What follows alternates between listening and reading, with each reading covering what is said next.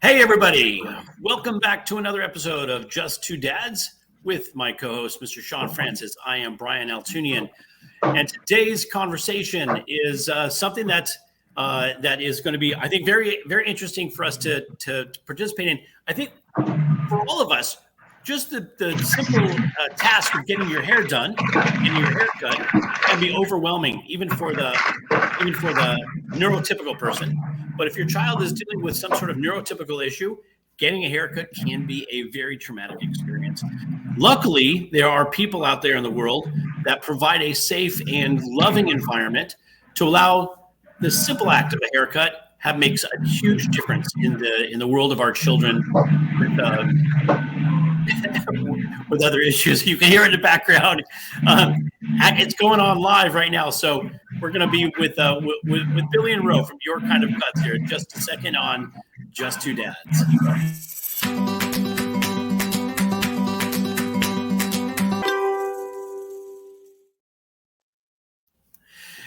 Welcome back, everybody. I am Brian Altunian, along with Shawn Francis, in another episode of Just Two Dads. Today's conversation with the folks at Your Kind of Cuts is really going to be fascinating. Shawn found these folks on Instagram, and I have to tell you, watching some of the videos on social media and watching how the care and love that these folks provide their clientele is something to really honor. And so we're going to have that conversation today. Before we get into it, I just want to thank you for catching us live on Facebook. Please share your comments with us, questions if you have any questions. If it's a great comment, we'll throw it up on the screen for everybody to see. If you want to catch us after the fact on our YouTube channel at We Are Just Two Dads, please do that. Like and subscribe so we can build that algorithm up. If you're catching us on podcast outlets everywhere, thank you for listening in. And if any of you folks want to reach out to us, email us at wearejusttwodads@gmail.com. That's all one word, no spaces, no dots, no lines, no dashes. We are just two dads, TWO. We are just two dads @gmail.com. If you're catching us down in the U.S. Virgin Islands at WSTX AM radio, thank you for listening in and letting us be a part of your listening day. And so without further ado, we're going to jump into this conversation. I'm going to throw it over to Shawn for a little introduction of Billy Dinnerstein and his partner Roe and the work that they do at Your Kind of Cuts. And I'm excited to be part of this conversation today. And I think it's going to be really interesting and eye-opening. So without further ado, Mr. Shawn Francis, how are you today, my friend? Blessed to be here. We've had the past couple weeks of a lot of challenges going on in both of our lives. So we've had some, we have not had live episodes. So it's great to be back. I want to make sure that I take the time to just kind of go right into it. Our guests today are two individuals that, are warriors, generally speaking, people that give of themselves. Billy Dinnerstein is from the New Jersey area and grew up in the foster care system. And, there's a colleague of mine, of those that know, are familiar with mine and Brian's story, know that we work in financial services and have taken the time to specialize the services that we offer for the special needs community, because we're both members of that community. And one of our colleagues at our firm actually ended up sending me a clip from the Instagram page of Your Kind of Cuts. And once I saw it, I reached out to Billy, had a conversation, and here we are today. So Billy grew up in the foster care system, worked various jobs, finished high school, dropped out of high school at 16, then went back to get his GED in his 30s, found his way to hair care. And what we don't know, and we'll find out when he joins us, is what got him into that arena and specifically serving special needs families and those with sensory issues. You see the videos, the level of care that he gives in order to make what is such a challenging experience for those with sensory issues, a much more pleasant one. And then in the case of Roe, she actually was going to go to school to be a special education teacher. And along the way, her mom suggested that she probably should do something that would give her a trade at the same time. That ended up being hair care. And she found a way to bring all those things together. And now she and Billy provide those services for those in our community with special needs and sensory needs. And so welcome to the show. Billy, Dinnerstein, and Roe. Welcome. Billy just walked in. 2 seconds. He said he just got done with a client. No, the one thing we do is we not only do the show live, but it's as real as it gets, the manner in which we do it. So, we kind of go on the fly.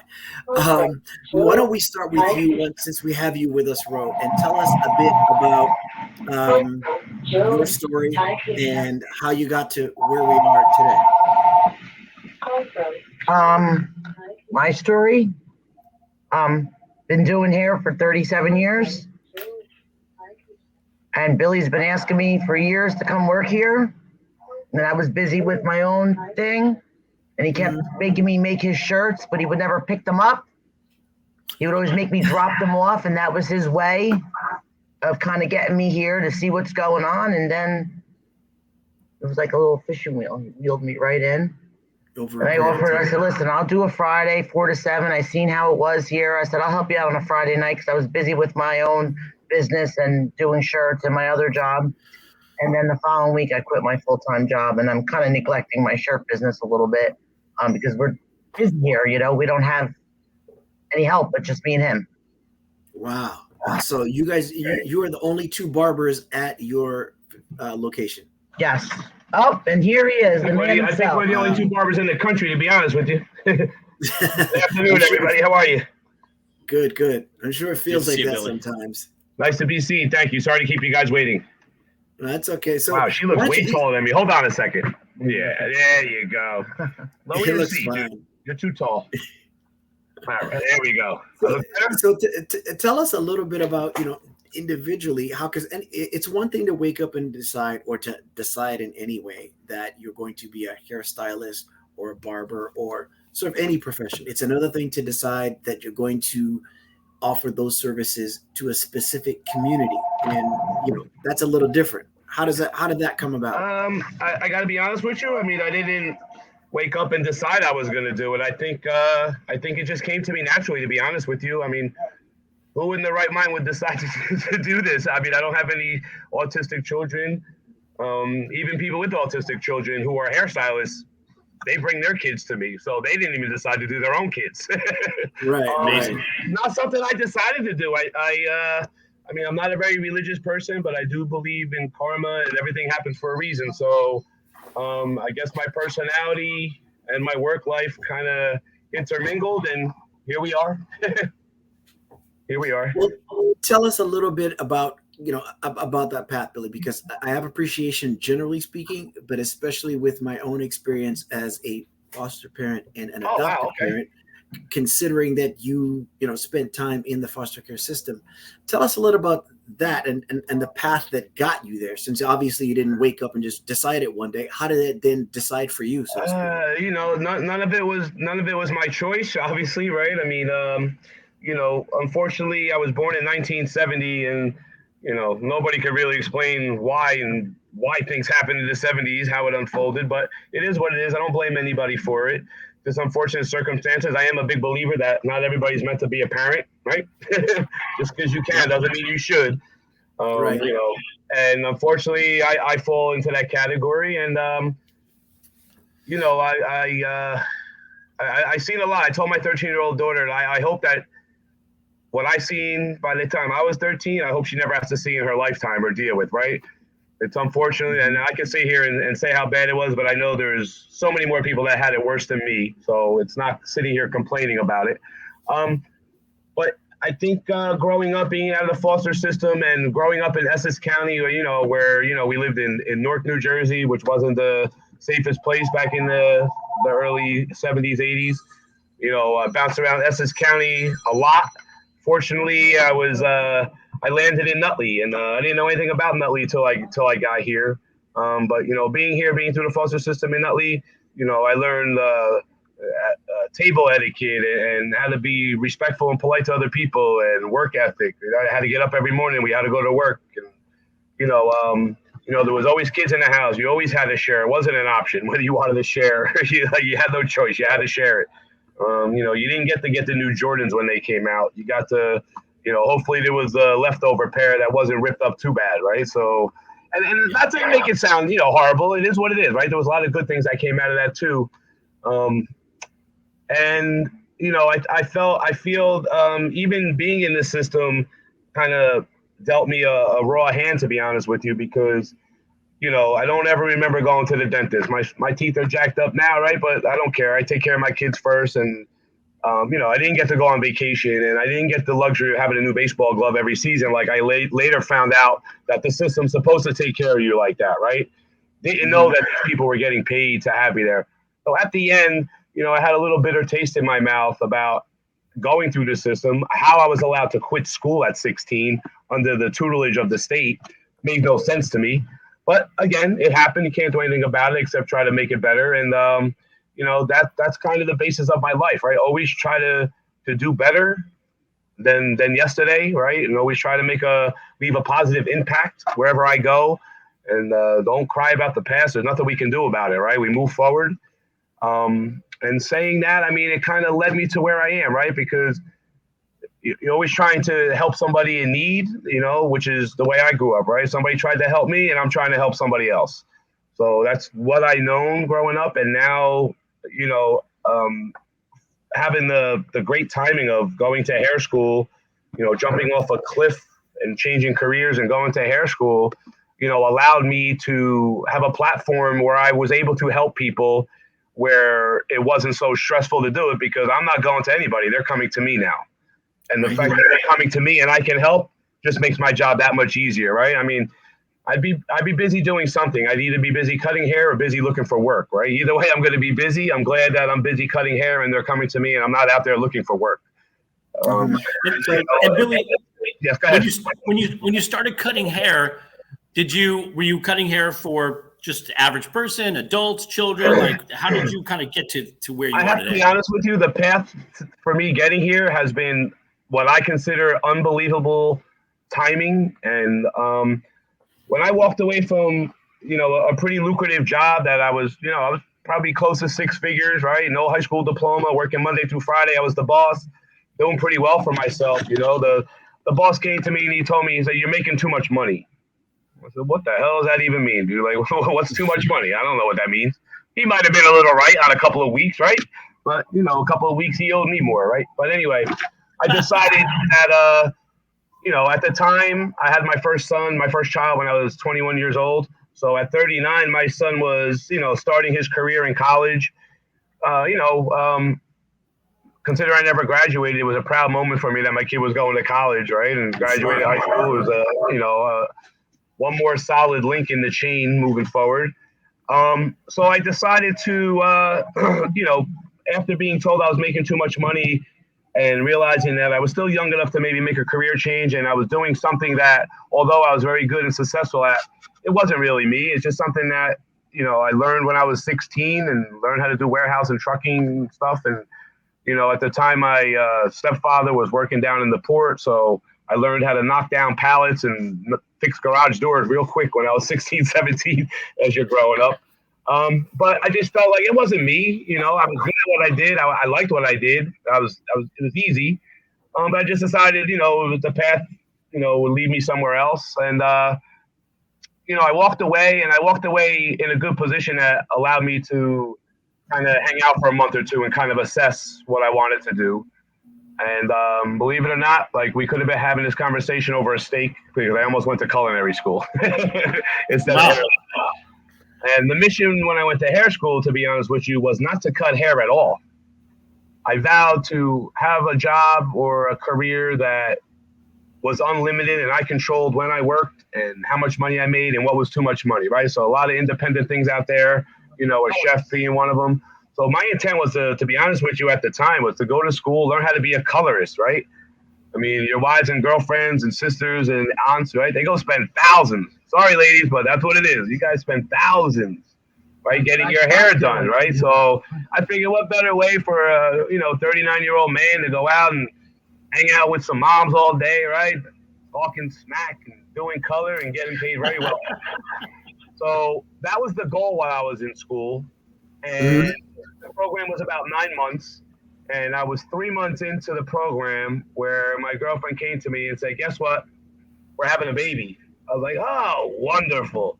39 years old, full-time student, unemployed with a newborn, right? How great is that? Perfect. Let's do it.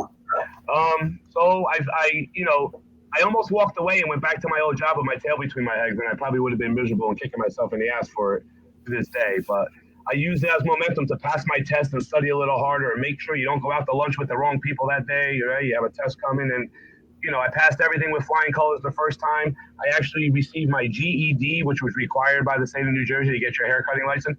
I passed my GED and my state board exam in the same week. Wow. Excellent. Studied for both of them, and I passed them both in the same week. I couldn't do one without the other, so it was imperative, having a newborn at home already, at the end of graduation. My daughter came a little early, so she was actually there when I took my state board test, right? She was in the carrier already, so there was no failing the test. The problem with what I was focusing on and what the reality became was, yes, women are spending $600, $700, $800, $1,000, but they're spending it every 8 months, right? And I can't wait 8 months. My kid needs to eat tomorrow. She got to eat today. Right. So Right. I found out that one of my previous barbers that I used to go to, he became a partner in a shop. So we remained friendly. I went with my tail between my legs, and I asked him, I'm like, can you please give me a job, right? I have a license. I have my own equipment, right? I'm local. I have a car. I can get back and forth. He said, well, let's give you a shot and see. And, the first week or so, or maybe a couple of weeks, like I wasn't even allowed to do any more than a 3 fade and a 1 on the side, right? There was no shape ups. I never forget the first time I did a shape up and I asked the lady about her son. I'm like, so what do you want to do on the sideburns? You want them square? And she said, yeah, just square. Square is fine. I literally made the square, right? I made the square. Like that was week 1. Like I made it square. You said square. I figured it was customer service, right? Right. The guy came over, and for those guys out there who understand the terminology, we ended up brooking it out. We tapered out the sides. We got rid of the sideburns. Life was good. Client came back, and the rest is history. But that's kind of where the barbering started. And I believe I was there maybe a year or so before I met my very first, who I would call today my inspiration. I didn't know it then, but the inspiration on me getting here right now. I mean, this child was 12, 13 years old at the time. Verbal, but very minimal, very shy, reserved, inverted personality. Then that's not me, obviously. I just found myself gravitated to this kid, trying to not only help him get a haircut, but help him be in a public setting and make him feel relaxed and hang out with him a little bit, right? You're no different than me, right? I'm new. I'm just as new as he is in the shop, right? I can't even do a shape up yet, right? So we're just as new together. So, after the second or third time I cut this young man, the mom came out to me, who, by the way, both his parents are pastors. So I take them for being pretty good judge of character. They came out to me, and the mom handed me a whole bunch of business cards, hers, her husband's, her daughter's, and the aunt's card and the neighbor's card. Said, listen, I don't care wherever you go, please reach out to me. We would like to follow you. Nobody's ever put the time in that you put with my son. And I didn't think anything of it at the time, right? I just thought maybe it was the shop I was at, which, sometimes could be deemed not to be customer service friendly. And I went out of my way to be customer service friendly. So I thought that's what it was, right? Just the personal connection of having somebody comfortable in the shop. But as it turned out, it wasn't. It was the actual autism and the fact that my personality and his personality kind of meshed perfectly together. And that child is still with me today, 14 years later. He's one of my favorites. Wow. He's one of the guys on my Instagram who's sitting in the chair now, singing with Alexa, and then laughing with us, and he's part of the shop now. He knows the routine. He doesn't have to ask for the refrigerator. Go get your water. I know the deal. Use the bathroom before we sit. I know everything, right? He knows.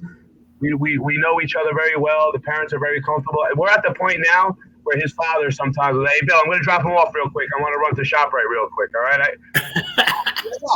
But that's good. Like that, if I can make people feel like that, listen, I'm doing my job. So that was the first inspiration. And I didn't know it until people started asking me how I started. And I really had to think back, because there was no one day I woke up and said, hey, I'm going to open up an autistic barbershop. Like, it wasn't like that. It was just something that gravitated. And fortunately for me, you know, that first shop I had is literally right across the street. If I turn the camera around, you can see the shop across the street. That was the first one. And the second one, once I left there due to what I would call just bad management, I went around the corner. There was another shop opening around the corner. I was there for 5 years. And, you know, of course, Matthew followed me there. And not only Matthew, but now I had some other young people with me, or maybe some adults that were uncomfortable in a public setting, being in a barbershop setting where not everybody was there for their concern. They were there for their independent pockets. And as opposed to being, you know, customer service friendly and making people feel friendly.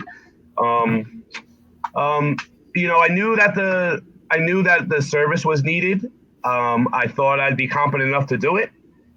And due to the unfortunate circumstances of COVID, I mean, that old adage, one door closes and another one opens, that's exactly what happened to me. The people who were here before me, a little bit on the elderly side, they were a little nervous to open up after COVID again. So they handed in the key, and a week later, somebody actually called me out of the blue and said, hey, listen, I know you were thinking about it, but, you know, so-and-so is not going to open anymore if you want to think about talking to the landlord. And I did. And here we are 3 years later. I just signed another 3-year lease. Matthew's still with me, as well as hundreds and maybe thousands of more clients. So, I mean, I don't know if I could have asked for this script to be written any better as of this point. I mean, we're not done. You know, I have a couple of priorities that I need to solidify to consider, so I can consider this a success. I mean, I know we helped a lot of people and it's successful for them, but at the end of the day, this cannot just be a job for me. This has to turn out to be a career, and this has to turn out to be a legacy that'll feed my children and feed my grandchildren and continue to help other families. Otherwise, you know, this is all a waste, right? Not a waste, but, you know, it is a waste because we're not going to reach our max potential, right? And we'll never reach our max potential because there's always, every day, you know, there's somebody in need of help that, I think I said in another interview, like, it's sad that every day I wake up and I don't get to hire somebody is another day that another family is sitting home afraid to come into the public setting, right? Or, you know, I don't have the time to go to their house or to their facility to help them because we have nobody to help. I know I heard Rose saying when I first came on that there's only 2 of us, right? And, you know, even the 2 of us sometimes are getting stretched thin now, you know? We're getting stretched pretty thin because this is not just physically showing up and cutting hair, right? This is, you know, we're trying to, you know, from the minute clients and families walk in the door, right? I mean, I believe it starts there. You know, the handshake, the greeting, taking that nervous energy away, whatever that preconceived notion was when you walk to the door, like, I eliminate that immediately from you and let you know that you're in a good spot. We're here to help.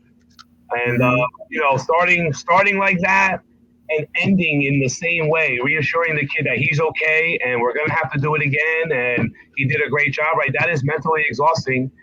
And then the physical side of, you know, being on the floor. I mean, I swear, man, if anybody representing Advil's out there, man, we need a sponsor. Advil, where you at? That's right. I mean, it's exhausting, and, you know, it's unfortunate. I mean, I'm not complaining about it, right? Work is work. I'm not complaining. I'm still physically able to get here every day, right? I can still probably beat up both of my kids and still run around with them, right? So I'm still decent enough. But at the end of the day, like, you know, we need more help to help more people. That's the serious part of this. Like, incredible. You know, so what I love about this, I always find that when we do podcasts, if I'm not talking, then this is a really good podcast. Like, if I'm not having to say anything, this is really good. So the fact that you've like, tell my wife that, dude. Tell my wife that. She don't want to hear that, dude. She don't want to hear that. Yeah. Well, I tell her, listen, if you're talking, you're not listening, right? So that's right. That's right. I mean, I think it's fascinating. I think what you've done, where you've come from, where you know, what you're doing, and we have so many questions to ask you. I'm sure Shawn's got a bunch too. I'm here. But I think, and again, Shawn, as the father of a now young adult, really, with autism, he's been through that haircut experience. So, Shawn, I'm going to let you ask about the experience. I'm just going to ask this one question, Billy. it's different for every child that has sensory issues, right? So And some just have. one second. I don't know if there's anything else that was done audio wise, but there's an echo. I don't know if there's. I saw a row with headphones or something like that. We didn't have that a minute ago. Okay. All right. Good. Well, I moved a piece of paper. Maybe it covered the speaker. Is that better? That better? Let's see. Yeah. Actually, it is. Yeah, because now there's no echo. Go ahead, Brian. Yeah, there was a piece of paper on the back of the computer causing a little canal there. Okay. He's very non-computer. Oh yeah, dude. I don't even want to touch this. I'm afraid to touch it. I'm afraid to shut it off of him. So I don't touch this thing. I became a barber to avoid technology, and ironically, here I am sitting on technology. You know, It's crazy to me. It's crazy to me. This part I'm gonna have to go on vacation and think about. This whole how this happened, dude. Well, that's exactly what I was gonna be stuck in this right now, regardless. Yeah. Well, that's the part I wanted to talk about because, first of all, I can tell that one of the characteristics of a hero that you have is that you're not comfortable talking about yourself. A true hero is not comfortable speaking about themselves, but if they feel that others are going to get value out of what they have to say, then they'll make a sacrifice and do so. And just by the way you're squirming right now as I say that, I can tell. I got fidget toys in my hand. So with that said, what I want to ask you, so we understand how you're led to, hey, maybe I can do this for those with special needs or sensory issues, and word gets out. Tell us about how, the line of demarcation where it kind of changed. And wait a minute, there's a lot of people that are starting to kind of, this is getting some attention. Because when I reached out to you, we had a frantic conversation because you and I like to talk a lot, but we also had a frantic conversation because you had a little window of time because you had interviews with a bunch of local and as well as national media outlets. Tell us about how that became, when the microscope sort of started to set in. I mean, I wouldn't have recognized it this way back then, but now that you're asking and kind of thinking about it, I mean, it was the first time that, one of my young previous employees, made me an Instagram page, right? And I'm a big believer that we were in the neighborhood and word of mouth referral, growing up in this town, having some good support, and then, doing a lot of positive things in the town. People knew who I was already. I have a lot of friends on the job that work for the town, whether it be public works or whatever. But so I thought that, that was going to carry me because, again, having no idea how much our services were needed. Like I didn't understand the full scope yet. But I think the beginning of it all was when we did the business Instagram. I mean, and it's funny you should ask because I did have a Facebook page before I started all this, right? Like before I even became a barber. The only reason I have Facebook is because I had my daughter bought me my first iPod when I refused to give up my flip phone for like Easter or something. So then I had to carry two devices, right? I had to carry an iPod and a flip phone. So of course I use that iPod to my advantage, right? Taking great pictures of sporting events and all that, and having a calculator on hand was always nice. That was cool. But I started playing Family Feud, right, as a game. And I remember it said in there, like, double your coins if you play with friends from Facebook. So I called up a couple of friends. I'm like, yo, you want to be my friend on Facebook? Like, I want to double my coin, blah, blah, blah. And a couple of people said, yeah. So I had the same 7 people as friends with like 6,000 messages from 4 years prior, because when we tried to set up my account, the guy who put it in said, your name already exists. You already have a Facebook. I'm like, I don't have a Facebook. You already have a Facebook. And we went back and we found it. And it was from, like I said, it was 6,000 posts that I never responded to or messages. So we had to reevaluate the whole social media platform for myself personally. And I still don't have one personal. I don't have one personal. I need one to have the business one, but I don't use it. I don't go on it.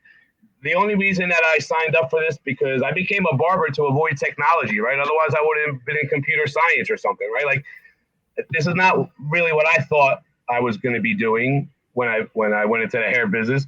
But understanding that once we put that first Instagram video up or a picture, and I seen how it resonated through my friends initially, And, we just kept putting pictures up, and I was happy and proud to show off the work that we were doing, right? And it just became not addictive, but it became my number one source, my number one outlet, where I didn't have to be out there telling people. That could validate what I'm telling you I do. This is what I do. Here's my card. Go check it out. And you tell me what it is. Like, I'm not going to tell you. This is what I think is good that I'm doing. You let me know. And they did. And I remember telling one of the parents, I had one lady criticize me for something, man. And I hate to even give this. I hope he's not watching, because I don't want to give this guy no credit. But he was like, man, I can't believe all you do is cut kids with autism. What about the rest of the kids? I was like, buddy, are you kidding me? Like, you're exactly why I don't have a personal one, dude. Because if it was personal, I'd have to tell you about yourself right now, right? But I don't understand. Like, people got nothing else to do, so I was instantly turned off again, and my side was validated. Like, look at this jerk. Like, this is what I have to deal with. Like, I'm not dealing with it. But then immediately the next day, I told a parent, because I was floored that somebody said that to me. And I told this mom who was sitting here with her 22, 23-year-old son at the time. I was shaving his face, and I told her that. And this lady, you can see, she sat up in the chair. She said, what's the name? I'm like, I don't know the name. Well, what day was this? This was in message? What day was this? And I kept giving her the information. She goes, don't worry, honey. We're going to take care of this for you. And she started a rally cry, man. Like, all the mama tigers, man. They went out there, and they got this guy. Like, they put him in his place. And she came back, and she told me, don't worry. We got you. Just keep doing what you're doing, and we will spread. So then I started telling her, like, this is why I don't do social media. I don't have the personality. I'm not this sensitive. I'm very transparent. People don't always like that all the time. They take it as defensive. But this is why I don't do it. She said, honey, you just keep cutting hair, and we will take care of it for you. And once that happened, and, I was a little hesitant in the beginning because it was picking up so much steam on Facebook and Instagram that, I was pretty much at the time a one-man band. Right? Someone kept my 30-year-old son, who is a barber, who is a self-promoter. He promotes himself tremendously through social media. And, Roe came on board, and we started talking about, getting a little bigger. I was hesitant to get bigger because I didn't have the help. Right? And now Roe's here and kind of solidified for me that I can count on her now. And, we can handle the influx when it comes, because I knew it was going to come. Like 2,000 comments in one day. Yeah, but I mean, I'm just saying the community is there. Well, we didn't even get to TikTok yet, right? Because that is what happened, right? I knew, my son was telling me, listen, once you get on TikTok, things are going to change for you. But I thought, all right, just more people, right? It wasn't just more people. Like, it was the people, right? The everybody. It's you, Shawn and Brian, and everybody that's listening to Shawn and Brian, and it's the people at the schools, and it's the politicians, and, it's the special needs community that are reaching out. So I don't put much into, and, I hate to say this out loud, and I don't know how this is going to be received, but at the end of the day, I appreciate all the comments, even the bad ones, right? Because you got to take the bad so you can figure out what you're doing wrong, right? If no one tells you that it's wrong, how are you going to do it, right? So all of it, I welcome all of it. The only thing is I could care less about reading any of it, right? I appreciate it all, but I don't use it because even the good ones, I do not want to come to work and have a preconceived idea of what you guys think I should be doing. I'm going to come to work and do me every day. And if that works, great. If it doesn't, I'm sorry, but you can only get the real me. I'm not going to come here. I can't fake this, right? Because these clients have to feel me. A lot of what I do, give me water, please. I'm sorry, I'm coughing. A lot of what I do, like I said, starts at the door with the trust. And if I'm trying to be fake and talk you into something, these kids survive on their instinct, right? They are not going to fall for my crap. And which is why I don't have a problem doing what I'm doing, because I just have to keep it real. If you just keep it real, there's nothing to do. Just be you. Be you. And you don't have to do anything. There's nothing to do. So I think when the Instagram or TikTok, first came, like that to me. So we put our first video up in March, right? And it was man, I'll never forget this kid. This kid, man, I can't wait to make this kid a poster child. So this kid he came into me. His mom called me crying on the phone. She asked if I can help. I said, I'll do my best. This lady was going with her 15-year-old son as well as her 19, 20-year-old college student son supporting. They were going to another shop, a couple of towns away, more or less a salon as opposed to a barbershop. They were going to this place for 6 years. And one day, this lady showed up with her kid, with her service dog and her brother. And at the door, the lady put her foot up to the door, opened the door, and told them, I cannot help you anymore. And sent this lady to the curb, dude, crying. Wow. Sorry, thank you. So, yeah, when she told me that, man, the juices in my head, my mission was, I told the mom the other day, I can't wait for this kid to be in my chair on his own terms, because we are going to send a nice thank you letter to the other shop. We're going to thank you for the opportunity so I can do this. Thank you. It's still going to happen. That's not done. I'm not letting her get away with that. That's going to happen. I love that. But that video that we put up, it took, when someone woke me up the next day like, oh my God, you have 300,000 views. I was like, come on, get out of here. 300,000 people? Get out of here. Really? Didn't think anything of it. The next morning we were at 1.3 million. Like, what? 1.3 million? Are they the same people over and over again? Like, that's the same people? Right? Oh, yeah. So here we are now, right? 5 months, not now, but back then, 4 months, 5 months after that, we were at 4.5 million, right? Mm-hmm. People started reaching out, right? I mean, we had a couple organizations, which I hope they reach back to me. They reached out to me just to comment on, you're doing a wonderful thing. You're doing God's work, place in heaven for you, right? All the good stuff you want to hear. And I was like, okay, that's great that everyone's receiving it, but where's everybody that wants to help, right? Everyone wants to say what a good job it is, but now we need some help.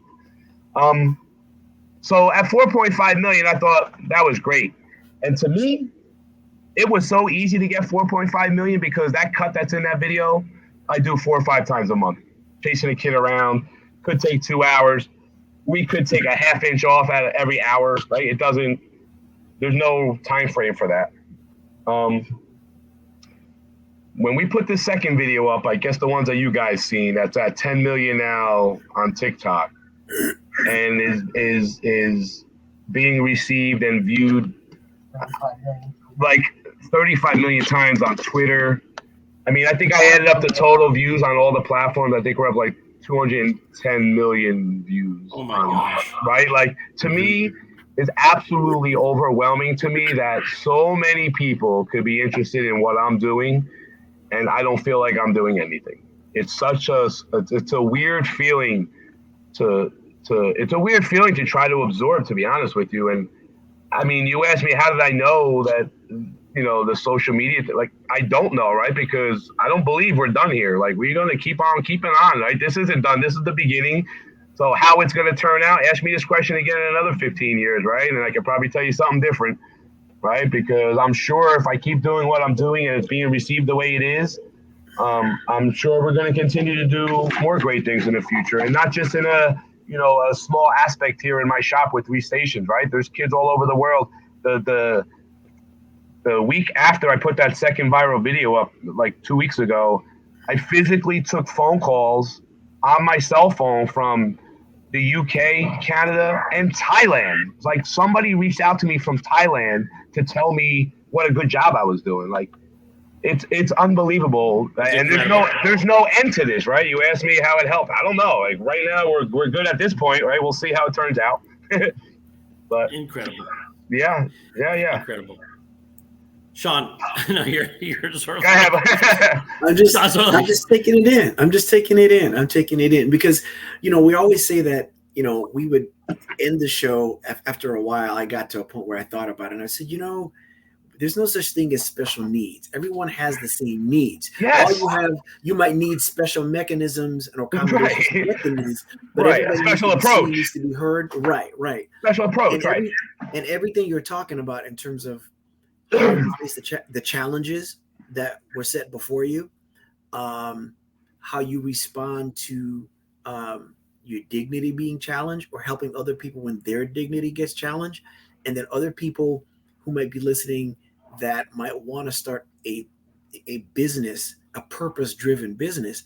There's so many different things to take from what you're saying. So I'm just sitting back, taking it all in, and I'm hoping that the people that are listening, and I'm sure they are, whether they're listening live or after the fact on various platforms, are like, wait a minute, that's what I could take from this. That's what I could take from that. What you're doing is you're feeding the people right now. And it is my hope, and I'm sure they will. Listen, I hope I'm not feeding them too much, man. Don't be everybody opening a barbershop over in your town, man. Come to your kind of cuts, man. go to culinary school. Go to culinary school. You don't have anything to worry. You don't. And here's what you did. Right there, you just provided a teaching moment, because no matter what we accomplish, sometimes it's easy for us to forget that what we do and what is made for us, no one can take away. And what you did in a vulnerable moment just now is you still like, well, wait a minute, I'm doing this thing and I feel so called, and it's so much purpose. I hope nobody comes and opens a shop and they take that away. They could open 50 of them. It's not going to take it away because it's only you guys. I have had this conversations a few times, to be honest with you, because I guess it would be just for validation purposes. Like, I always try to put the feelers out to my clients, especially, some of the more solidified parents.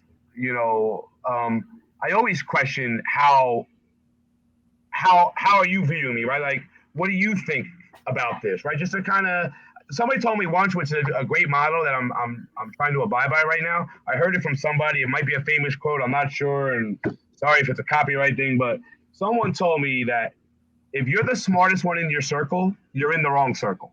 Right. Exactly. Yeah, you don't want to be the smartest one in the room. You never do. Right. So yes, I'm learning that now, right? So everybody can help me, move on. And I've been told that what you just said, that they can open 50 shops. One of the moms told me, she said, if the shop across the street decided to be an autism shop or special needs shop, you would put them out of business in a month. Right. And, it means a lot to me. But at the end of the day, like I said earlier, this just becomes a job, and, taking away from me going to my daughter's basketball games and, going to see the softball tournament down the shore that, which I miss, if I don't capitalize on that and believe that, what I'm doing is special, then I might as well just go to the softball game. Right. But I do believe what I'm doing here is special, and not to be in a cocky mode, but that's kind of the motivation that's driving me right now, that if I do turn out to be the only one like me, then the more people we can affect in a shorter period of time, the more beneficial it's going to be for everybody. Right. I'm not 33 years old. Right. I'm 53 years old. Didn't have the healthiest upbringing. Unfortunately for me, I lost 3 friends right before COVID at 50 years old. They left behind 9 kids.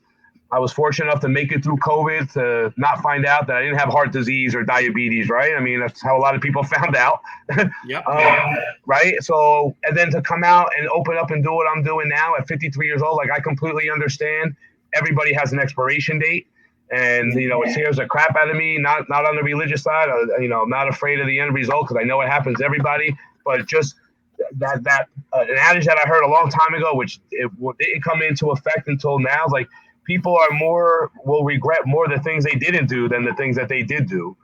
Absolutely. Right? I feel like there's so many things I did not do, and this cannot be another one that we don't complete, right? Or solidify, right? Like, my son's a barber. He comes to my shop and he looks at me like I'm crazy, right? But I also instilled the same values that I have in him, right? So although you're more concerned about getting somebody's beard lined up so they can go to Hoboken, I'm trying to make sure that a kid can go to school with some dignity tomorrow, right? So, but our tools are the same. We do the same job at the end of the day. My 13-year-old daughter has been here with me, scraping tile from day one and taking down wallpaper. She can do payroll. She does credit cards. She takes the appointments. She keeps my shop clean, right? She says no, but she sits here and watches me with these kids on the floor. And, she's getting me a new fidget. She's getting me a tissue for their nose, right? She says no, but she's coming through the pipeline, right? So amazing. She's coming through the pipeline. She asked me a question the other day. Well, my birthday was just on like Father's Day, I'm sorry, Mother's Day. Mine's the 13th. Mother's Day, I think it was the 14th this year. But my birthday was there. So my daughter gave me a card from your favorite daughter or your favorite child. And she made sure that she let her brother know that, she was the favorite child. And they went back and forth. So when I called him, he was at his house. I called him on Father's Day to thank him. I had him on FaceTime or speaker, and she was sitting there. And he said to me, like, Dad, I think she's old enough. You can tell her now. She can handle the truth. Well, tell her what? That I'm the favorite child. I've always been the favorite child, and I will always be the favorite child. And I was like, all right, well, here we go. I got everybody's attention. Here we go. Everybody pay attention. Nico, my son, you are the most important, right? Because you have to carry on the family tree. My daughter, Zoe, she's the most important person in my life, right? She's my daughter. And, what I do every day, I get up for both of my kids, right? But what I do on a daily basis, because she lives with me, right? And teaching her about integrity and doing the right thing because it's the right thing to do, not because it's the popular vote, right? Those are the things that I take away from this the most, right? Like, they get to see, I said in another interview, like, sometimes people are dealt a pair of twos, but you got to treat them like aces. Right. You treat everybody the same until they give you a reason not to. Right. So we don't look at these kids. And Brian, Shawn, I think you said it before. To be honest with you, I don't look at these children when they come in as a problem or special needs. I don't look at it like that because I have adults that have the same quirks, that have no sensory issues. Right? You still need a water. You still need to touch your eyebrows 5 times. Like, whatever it is you do, right? And I allow you to do that. So why wouldn't I allow this kid to kick or even try to punch me in the face, right? I mean, that's what he does. That's what he does. That's what you do. That's what you do. At the end of the day, I can't pay my rent with handshakes and a smile, right? So 2 things have to happen. You need a haircut and I need a job. So have a seat. Have a seat. All right. I mean, you want to go tell my daughter that she can't go get Starbucks later, right? Yeah. You tell her. I'm not telling her. Right? That's what's going to happen. If I have to do it for smiles and handshakes, that's what's going to happen. And she's not going to be happy. So there's your 1-minute clip, Shawn. There's your 1-minute clip right there. That's right. Yeah, there you go. I didn't forget about you, Shawn. I didn't forget about you on this cast, but I got you.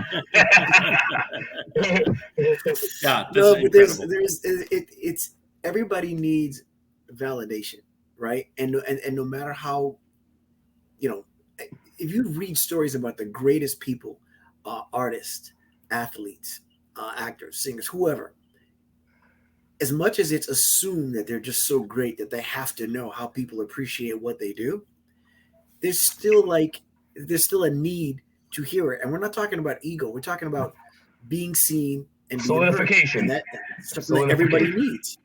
Yeah, sure. Yeah, it's something that everybody needs.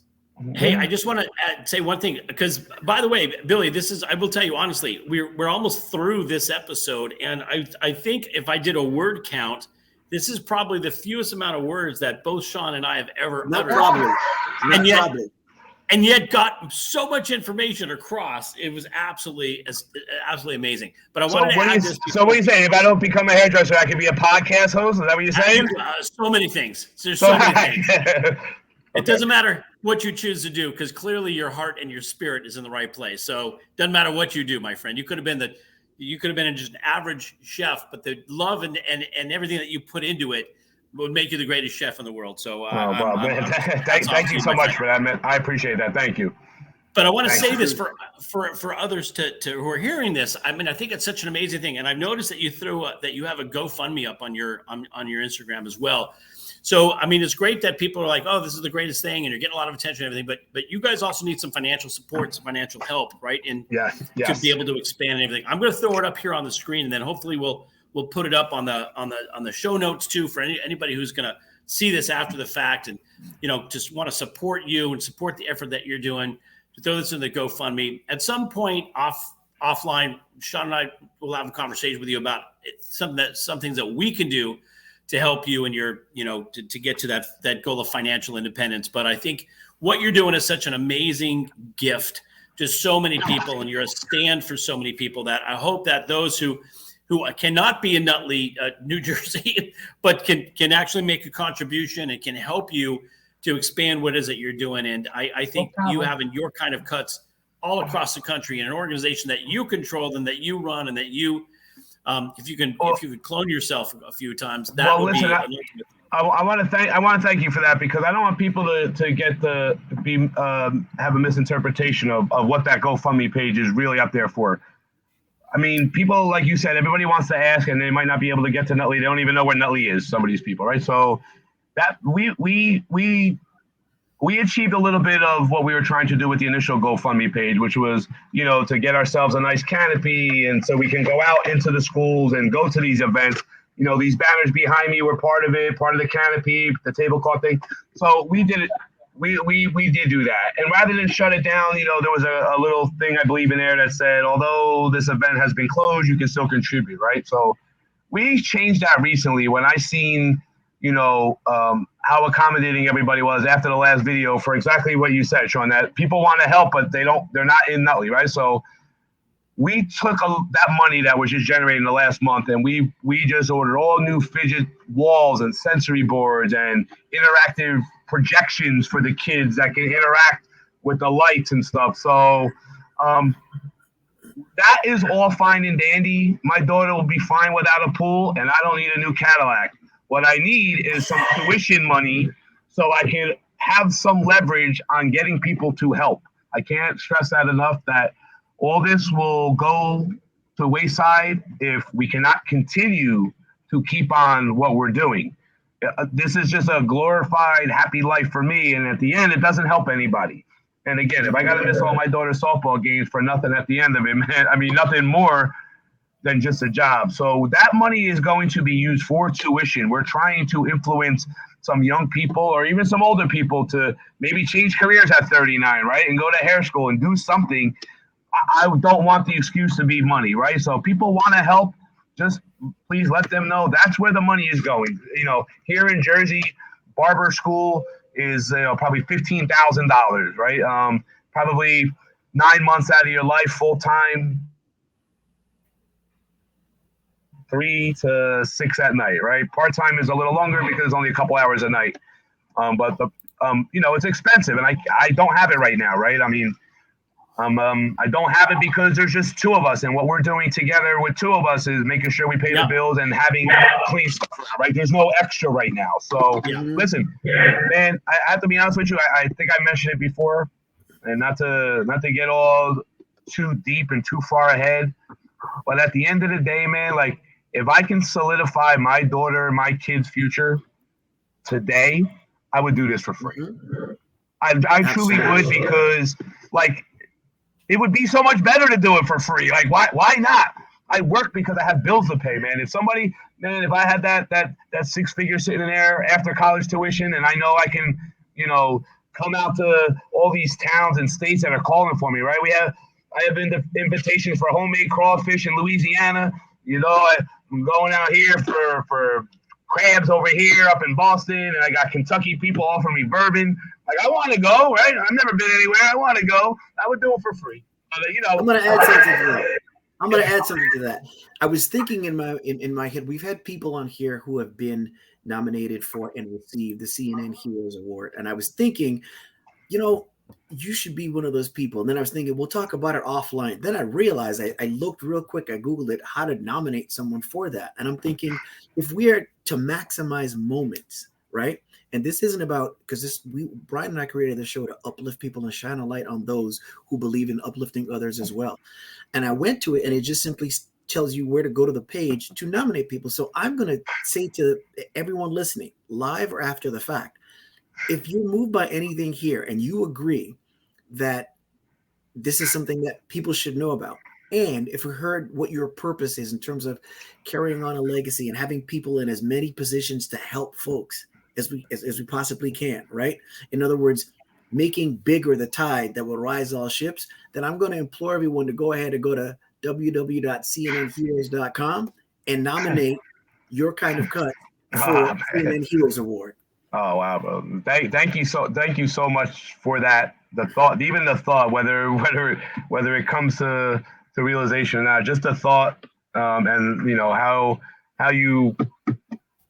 I thank you for that. It's very overwhelming. Thank you.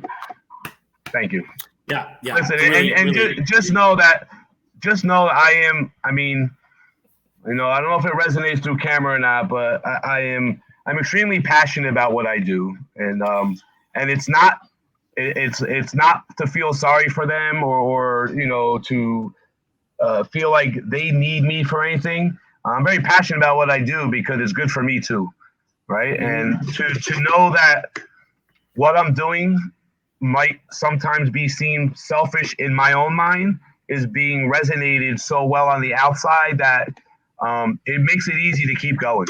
Like, you know, you just keep going because you just keep going because it's the right thing to do, right? I mean, I'm not doing anything wrong. I'm not hurting anybody. I feel good. My family feels good. I'm helping other people. And come on, like I'm sitting here at 3 o'clock in the afternoon, sitting in my air-conditioned shop watching, you know, my daughter look at new fidget stuff that Amazon just delivered. No plug to Amazon, but you know, this is a good day, right? We're a good day.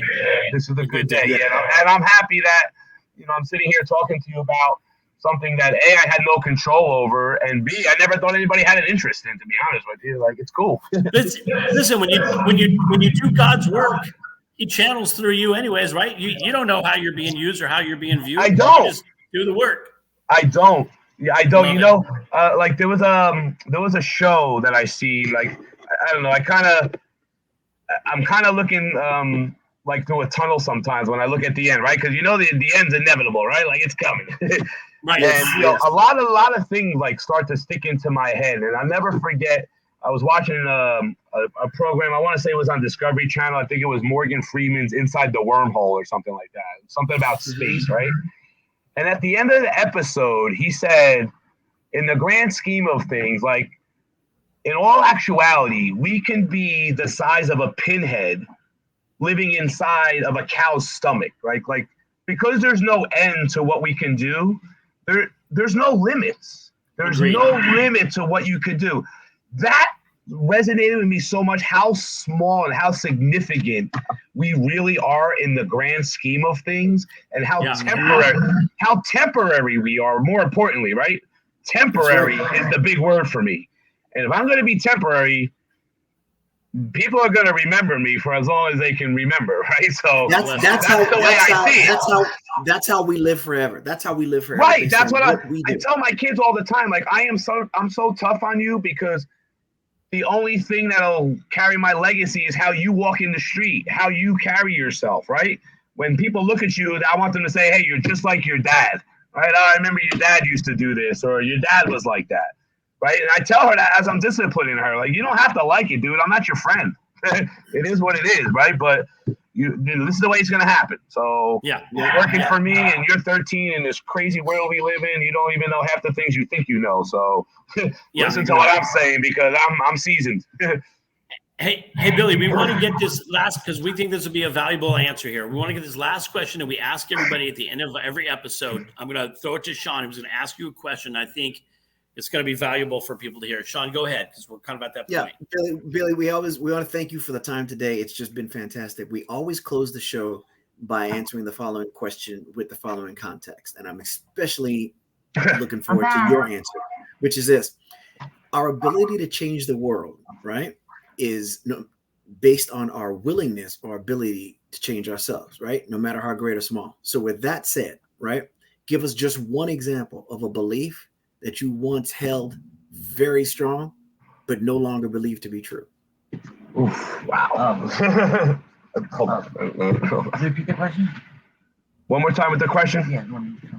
Give us an example of one belief that you once felt strongly, but no longer believe to be true. You thought you were helping my parents. In the grand scheme of life, or just in general, in the business? Anything at all. In general. I guess Roe just kind of fed me. You say it all the time. Probably. Well, she said I say it all the time, so I guess I'm gonna go on a smaller scale. I guess if you want the bigger answer, buy the book. But for now, about the business, when I first opened, like, you know, due to my ignorance to the cause, you know, autism, I didn't know anything about it. I assumed that Matthew's first haircut and Matthew's 20th haircut were going to be a disaster, right? Because I didn't know anything about it. But after a couple of times, and you start to realize that, wait a second, I can really help Matthew. The turning point for me, that what I thought what I was doing was being here for the parents, to give them one less thing to worry about, right? And sit on the couch and do your shopping list while I take care of Matthew. As it turns out, I don't need the parents. So what I thought I was doing for the parents actually turned out to be for the kids. I thought I was opening a place for the parents to help the parents due to my ignorance to the cause. Then once I started engaging into the cause, I don't need the parent, man. Just drop them off and put the credit card in their back pocket. Yeah, that's fantastic. So I guess that, I mean, from the work perspective, thank you, Ro. But from the work perspective, that is it. And I guess, like, in a quick one, really quick, on the answer the same question, but on a bigger scale. Sure. Man, people scared the crap out of me when they told me about having kids, right? How hard it was going to be. And man, I absolutely love being a parent. I don't find it hard at all, because if you're engaged, it's not hard. If you want to try to connect once a week, it's going to be hard because you have no idea what they're doing. But if you stay engaged, there's nothing to know. You know, right? You know.